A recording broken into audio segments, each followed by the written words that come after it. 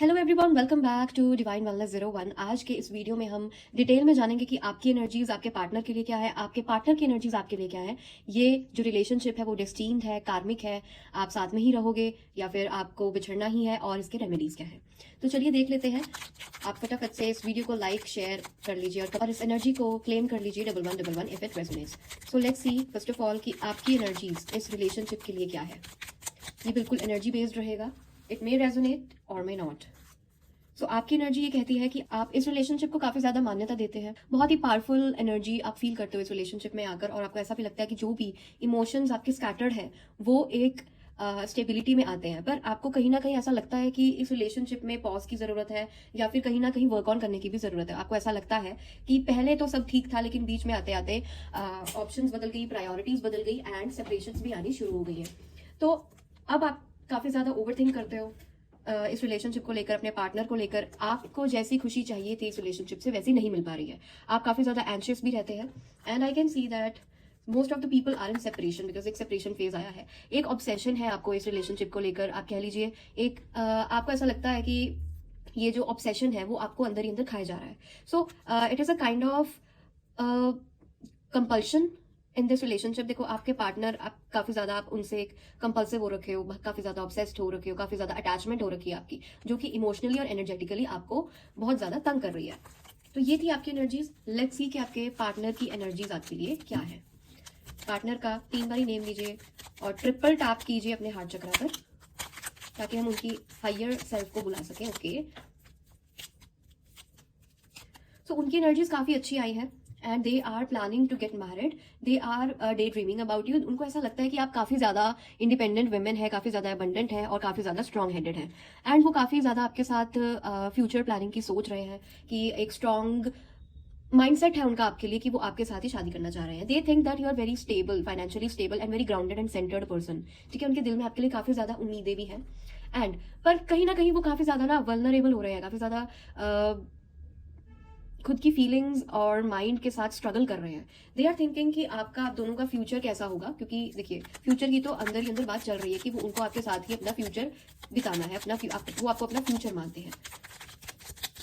But कहीं ना कहीं उनको डाउट्स भी आने लग जाते हैं। So they are taking a practical step, पर वो काफी ज्यादा करियर ओरिएंटेड भी हो रखे हैं कि वो अपने करियर को पहले प्रायोरिटी देंगे। जैसे आपने फाइनेंसेस को प्रायोरिटी देकर अपनी करियर को स्टेबल किया, वैसे ही वो अपने करियर को स्टेबल करना चाहते हैं। और आपके लिए एक यूनिक पर्सपेक्टिव है उनके माइंड में। ठीक है, पर कहीं ना कहीं उनको ऐसा लगता है कि अगर इफ एंड बट्स वाले क्वेश्चंस आते हैं, ठीक है, मतलब कहीं ना कहीं उनके मन में डाउट आता है कि अगर आप छोड़ गए, अगर इस रिलेशनशिप का फ्यूचर ना हुआ तो, अगर आपने उनको डिच कर दिया तो ये सब थॉट्स उनके माइंड में आते हैं आपके लिए। बट बहुत लॉन्ग टर्म रखते हैं अपना अपना माइंडसेट एंड काफी आगे की सोचने वाले आपके पार्टनर जो है, उनका कैरेक्टरिस्टिक ये है कि वो काफी ज्यादा आगे का सोचते हैं, प्रैक्टिकल सोचते हैं एंड करियर को लेकर, सारी चीजों को लेकर साथ में सोचते हैं। And also they want a honest communication between you both. ठीक है, आई गेस कम्युनिकेशन गैप्स काफी ज्यादा आते हैं आप दोनों के बीच में, तो आपको एक ऑनेस्ट कम्युनिकेशन रखनी है। दे वॉन्ट कि अगर आप दोनों कम्युनिकेशन में नहीं हो, कम्युनिकेशन गैप है, तो आप ही पहले उनको मैसेज करो। तो आप उनको पहले मैसेज कर सकते हो। If you want the relationship you can, right? Now let's see whether you both are destined or not. You both are karmic, twin flames, or soulmates.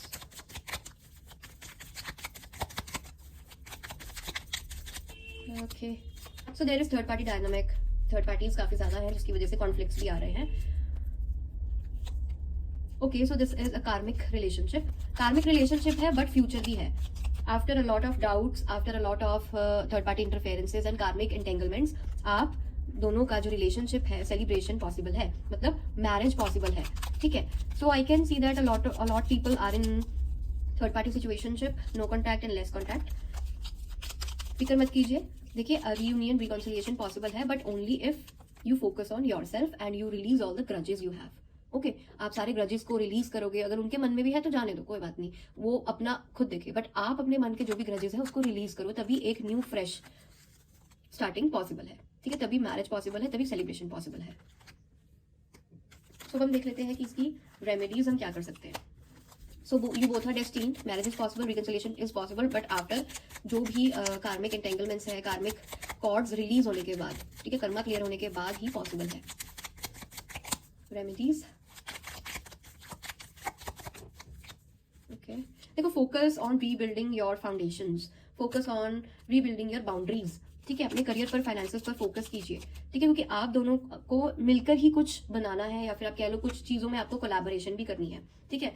तो बेसिकली यहाँ पे फाइनेंसेस का ही दिख रहा है मुझे, and you have to see a long term perspective for this relationship. आप अभी की सोच कर नहीं, आगे की सोच कर चलो, ठीक है, टू साइडेड मत हो जाओ। एक मतलब पहले इंट्रोस्पेक्शन करो, देन उसके बाद ही आपको एक सोल्यूशन मिल सकता है, ठीक है। आप दो चीजों में कंफ्यूज रहते हो, जिसमें से आपको एक चीज को चूज करना है, या तो आपको बैलेंसिंग लेकर आनी है अपनी पर्सनल एंड प्रोफेशनल लाइफ में, ठीक है। आप डोनेशंस कर सकते हो, जैसे मनी डोनेशंस कर सकते हो आप, एवरी ट्यूसडे आपको मनी डोनेशंस करनी है, and wear yellow as much as you can. So this was all about the relationship guidance. If you have resonated with the reading, do claim and type 1111 in the comment section and share this reel as much as you can. And subscribe to our channel for more videos like this.